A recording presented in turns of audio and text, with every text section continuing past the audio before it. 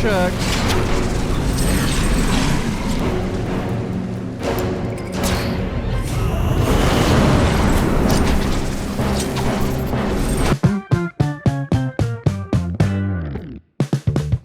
Hey, thanks for clicking on the video. Now you might be wondering, how the heck did we get here? And don't worry, I'll show you. Throughout this video, you're gonna learn a bit about how this Batman Arkham game is played, my experience playing through the game, and lastly, how I think it holds up in 2025. So stick around for a bullcrap introduction to Batman Arkham Asylum.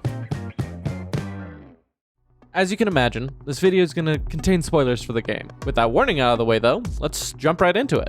Batman Arkham Asylum is one of the extremely well-received games developed by Rocksteady Studios. Released in 2009, you can expect that the graphics are somewhat lacking compared to today's more modern releases. But with the 2010 Game of the Year edition, that helped bump things up at least a little. And while you can discuss and debate which game is the best after release, this is the first domino in a 3-part game series that has consistently maintained a positive reputation with the public. Unlike other games. The first Batman game follows a well-crafted story, effectively tying the events unfolding around you and weaving them into the more literal changes that happen within Arkham Asylum. To keep things short, the Joker, Batman's nemesis, is once again captured by our hero to face judgment for his crimes against Gotham. This time, however, Batman sticks around as his pointy ears are tingling. Good thing too, as Joker escapes custody just as it's revealed that Harley Quinn has already begun the takeover of the asylum, and de facto the island itself by setting the Joker's plans into motion. It is here that you learn the basics. Punch bad guys and counter their attacks. There's plenty more gadgets, combos, and further boss mechanics we could get into, but those are the basics you need to know. Besides the beat 'em up segments, however, there are also the stealth sections and nice. How beautiful is it to go around dynamically planning your attacks so you can take them out even when they think that they have you outgunned and outmanned. I particularly like how I managed these 3 different thugs in a row.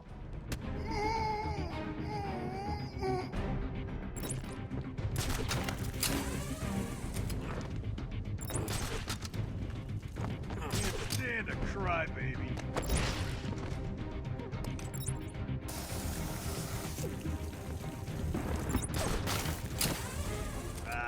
Stop your crying, or I'll show you.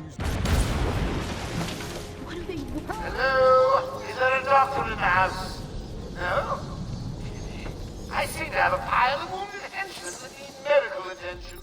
But after a series of unfortunate events, Joker's plan leads to many familiar villains lining up to take their chance at defeating the Batman. You've got Bane, Killer Croc, Scarecrow, Poison Ivy, some smaller cameos of Zsasz, Clayface, and Black Mask. Then there's the notorious Riddler, whom every completionist now has a personal vendetta against. Hey guys, Future Astro here. I looked over the video in editing this, and I haven't really covered Scarecrow.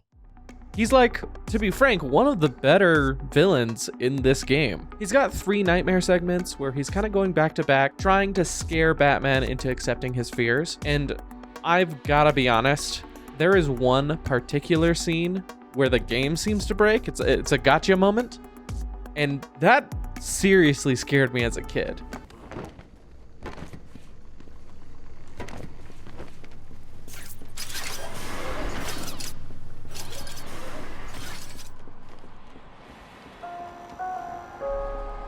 Did anyone catch the game last night?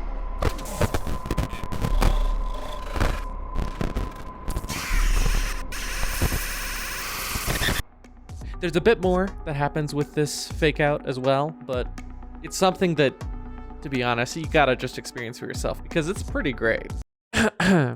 Setting personal trauma aside, this game is really good. It was a blast to be able to play it again with the added challenge of running the game on hard mode.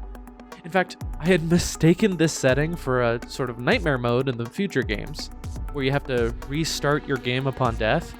So when this happened, I started to panic. Confident, huh?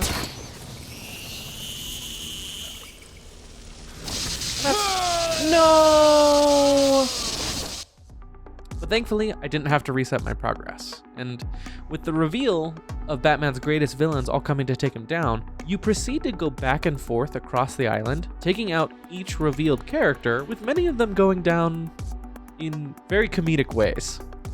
Die, you big ugly bat!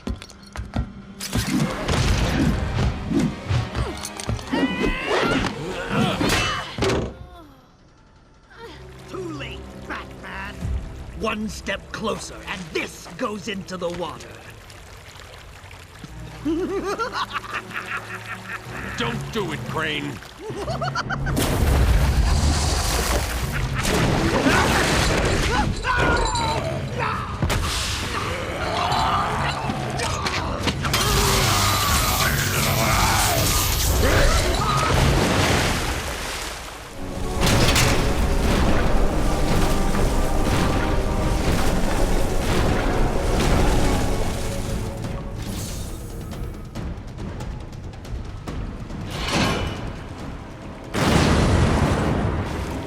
My caves will be your tomb. Yeah.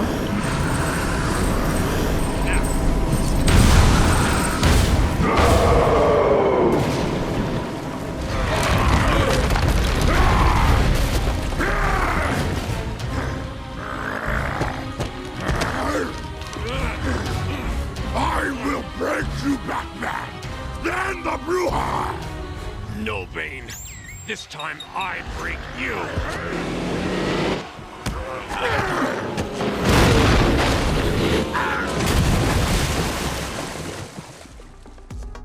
You defeat each villain one after the other, utilizing your random bullshit or mostly consisting of good old hand-to-hand combat. And now that you've defeated all of the villains, after thwarting many aspects of Joker's plan, he uses alternative methods to get the info he needs in order to make more Titan, and in turn, his army of 1,000 Banes. But while he's messing around with Poison Ivy, you manage to collect the data necessary to make an antidote, even though you technically end up using the antidote on yourself, which is like the whole reason why the sequels exist, but you know, he has it at his disposal, and that leads you to face the main guy himself.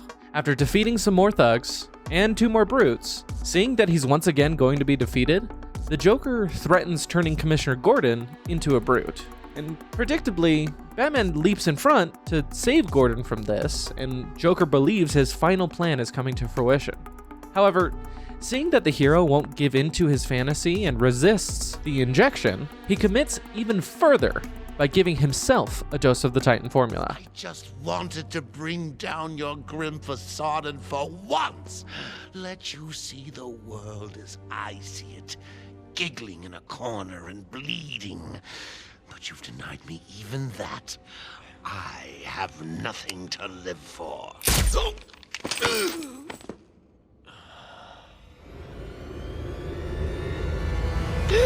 Greetings, Gotham! Joker here! Arkham is mine! Soon I'll unleash madness untold to the streets of Gotham.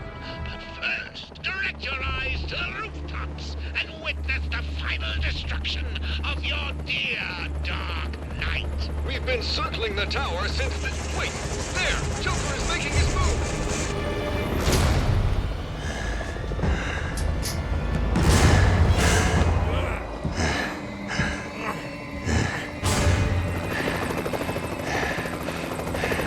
Showtime, Batman! Not gonna lie, this version of Joker slaps, like hard. He looks like he's ready to set up a band and shred on his electric guitar, which isn't too far off from how he's portrayed in this fight. He keeps looking at the nearby helicopters trying to show off and claim his stardom, only to give you a repeated opening to bash him in the face a couple times. As with each fight though, you figure out the way to beat the bad guys and deliver one final explosive blow to cement yourself as the Dark Knight and once again, Gotham's greatest defender. Overall, I still think of this game as one of my top favorites. While there may be buggy moments or silly comedic timings, I personally think this game could sit as one of the classics for lots of people. If I had to rate it, I'd give it 7 Batarangs out of 10.